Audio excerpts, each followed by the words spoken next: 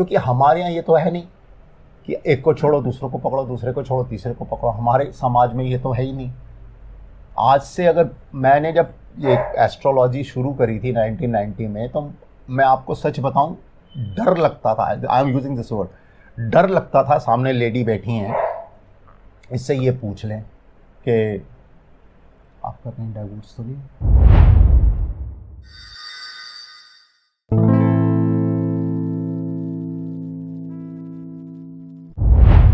As a marriage जो है ना, हम लोगों की जो थिंकिंग है, भाई स्वीट लड़की स्वीट बोलती है या लड़का केयर करता है, ये हम इन सुपरफिशियल चीज़ों को देखते हैं।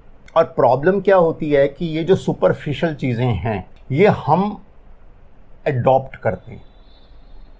हम अपना नेचुरल बिहेवियर कभी भी अपने होने वाले पार्टनर को नहीं दिखाते।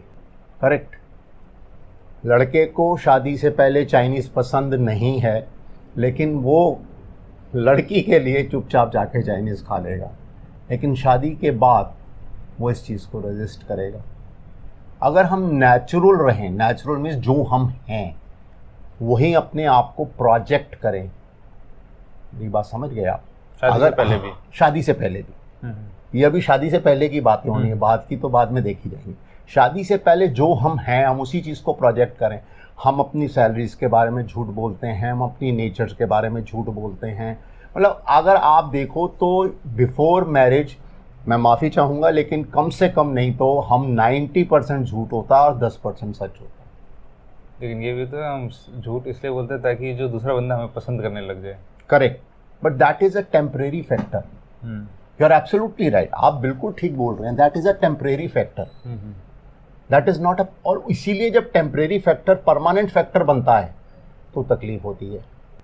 पहले ज़माने में क्या था, लेडीज़ को जिस वक्त वो ब्रेस्ट फीडिंग करते थे तभी से सिखाना शुरू करते थे, तू लड़की है, तुझे एडजस्ट करना है। और होता क्या था कि जो एक लेडी है वो फाइनेंशियली डिपेंडेंट होती थी, सोशली डिपेंडेंट होती थी मेल के ऊपर, तो वो हर तरह से एडजस्ट कर लेती थी। जो लेडी का या औरत का एडजस्टमेंट रेशो थी वो 80 से 90% थी। पर जैसे जैसे मदर नेचर आगे बढ़ती गई, समाज आगे बढ़ता गया, वुमन एजुकेटेड होती गई, वुमन इंडिपेंडेंट होती गई। What my point? अब आदमी और औरत बराबर है, दे आर एट इक्वल।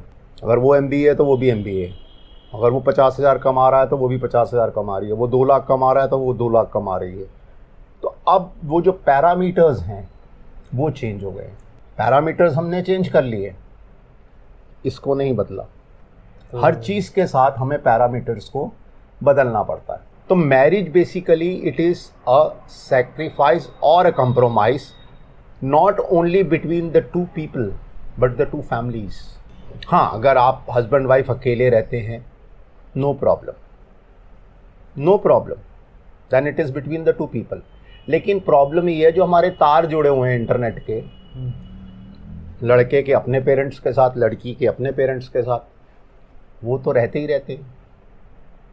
और जिस तरह का मीन्स ऑफ कम्युनिकेशन फास्ट हो गया है, सुबह ब्रेकफास्ट में क्या खाया वो पता होता है। अब बॉम्बे में रह रहे हैं, पटियाला में पता होता है। अगर अंडा जल गया तो वो भी पता होता है कि मम्मी आज मेरे से अंडा जल गया था।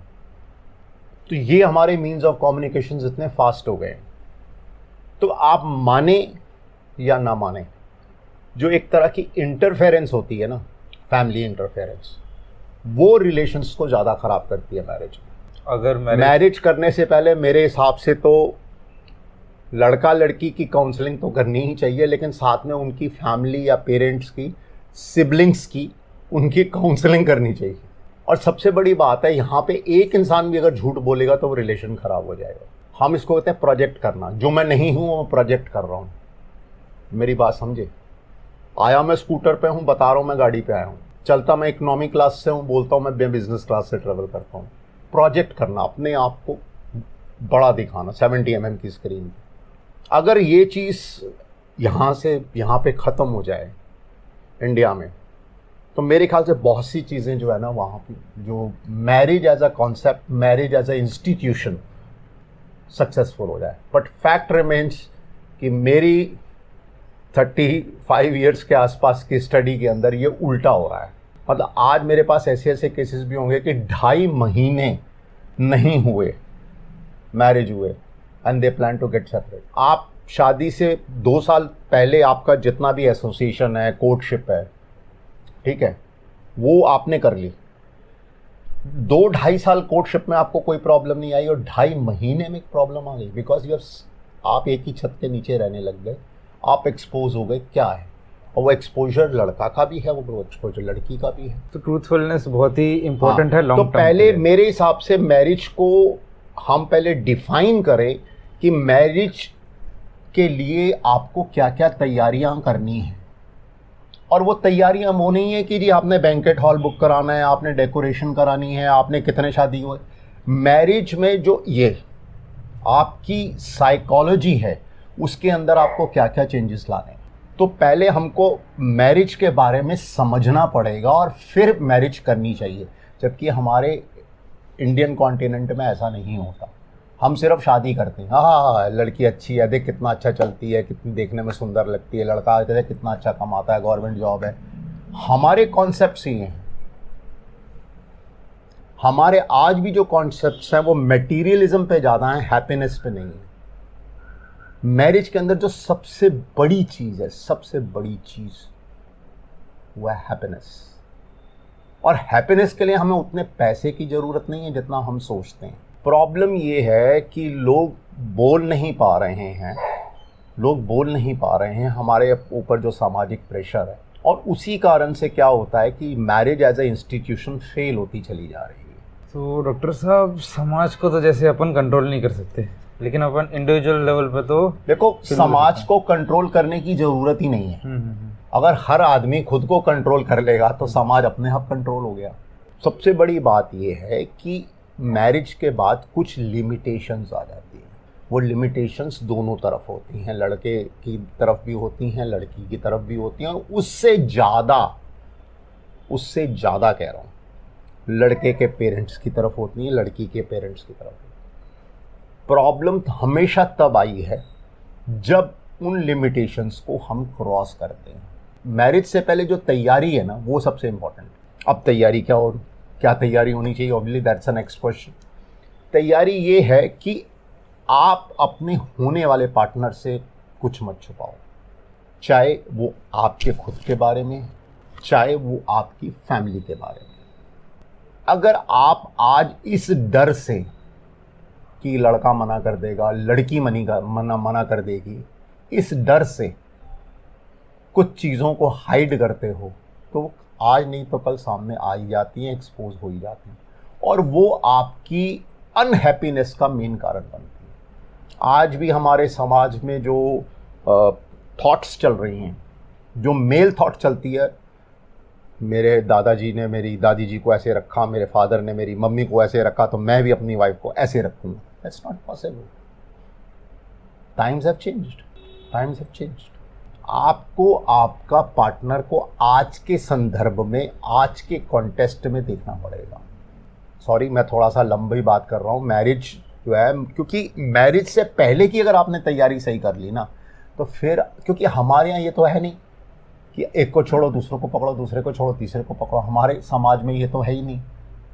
आज से अगर मैंने जब ये एस्ट्रोलॉजी शुरू करी थी 1990 में, तो मैं आपको सच बताऊं, डर लगता था। I am using this word, डर लगता था। सामने लेडी बैठी हैं, इससे ये पूछ लें कि आपका कहीं डाइवोर्स तो नहीं। डर लगता था कि चप्पल उतार काउंसलिंग तो उस टाइम होती नहीं थी ब्रदर, वेरी फ्रैंक। काउंसलिंग नहीं होती थी, एक इंटरेक्शन के टाइम पे, एक वैसे टाइम पे। और अब कुछ दिन पहले एक लड़की आई और she was hardly 25 years old. तो मैंने उससे पूछा, मैंने कहा, मैंने आप उसका वो देखा, मैंने कहा देखिए आपकी इसमें बहुत ज़्यादा अफेयर्स और मैरिजेस का चक्कर है, तो आपकी 3rd मैरिज जाके ना में सेटल होंगे आप। Just 25 years old girl, she said 1 2 3 4 5 6 7 नहीं हो गए पूरे। तो 7 हो गए थे क्या? आई मीन मेरा दिल किया, हे माते तेरे शर्म कहाँ है? अब मेरी बात समझ रहे हो? इस सब चीज़ की ज़रूरत ही नहीं पड़ेगी अगर आप सच पे चलोगे। और हमारे तो शास्त्र सब कुछ बताते हैं। सत्यनारायण स्वामी विष्णु जी सबसे बड़े, सत्य से बड़ी कोई चीज़ नहीं है। अगर आप सत्य के साथ चलोगे तो कोई प्रॉब्लम नहीं।